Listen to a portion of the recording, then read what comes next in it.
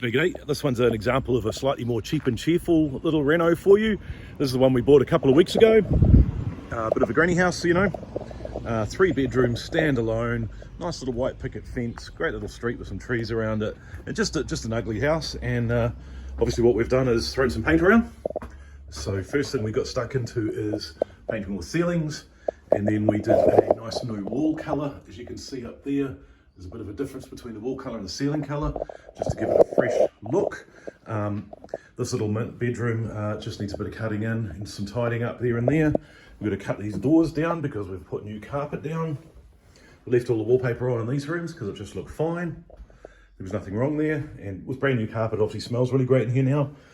Also gone around and done new power points and lights fittings everywhere, just to modernise it, make it a little cleaner and tidier.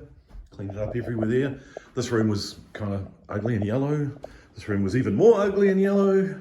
We really haven't done much in here apart from just clean it up, tidy it up, give it a bit of a paint. The biggest part of this renovation was how bad the bathroom was.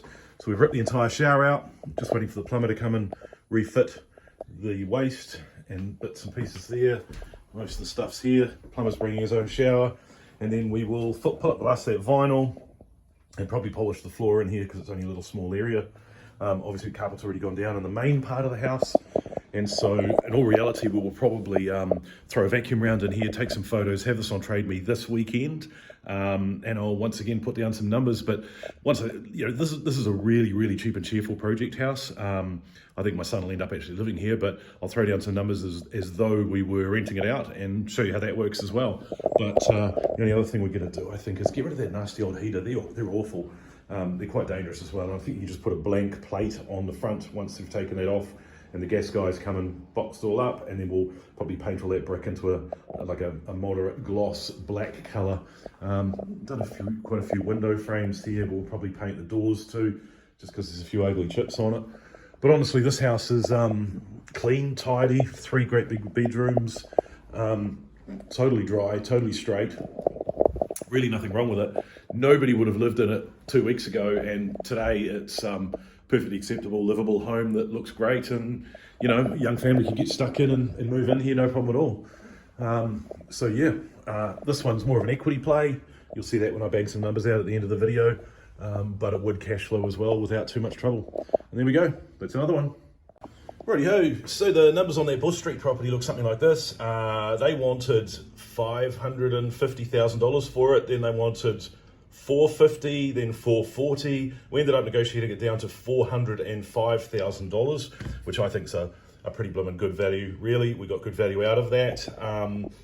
The renovation cost us $10,000. It should have actually cost us quite a bit more, but what we actually did was a lot of the work ourselves. Pulled the old carpet up ourselves, got all the nails out of the floor ourselves, did all the painting ourselves, because I'm just helping my son out with this bad boy. So total cost of the project, $415,000. Pretty subtle price for a 3-bedroom standalone within sort of 15 minutes drive of central Wellington. We don't have a new registered valuation, but this is the new GV on the property. So the government valuation is at $610,000. And so compared to the fairly discounted price that we paid for it, and the fact that it's now newly renovated and eminently livable, we've actually been able to create an equity gain of $205,000. And that's what this project was about. It was about creating that equity gain because it's my son's first home. And because of that, he has some cash flow because he has a job. And what he really needed was an influx of equity so he could recycle his first deposit and not have to save a second deposit. Because yes, he did save his own first deposit. It did take ages. And that is, in my recommendation, like honestly, the most painful part of buying your first property is saving that first deposit. He's going to live in this one, but if he did rent it out, he's going to rent it for about $700 per week. So it's just under a 9% return. So this, as a small project and as something that's achievable for just about anybody to do, would have washed its own back if it was a rental as well. And bear in mind too that on such a small purchase price, the deposit paid about on this property was only just a little bit over $80,000. So I think that one's a car pie. I think that one's a great deal. Tell me what you think in the comments. Bang us a thought. Cheers.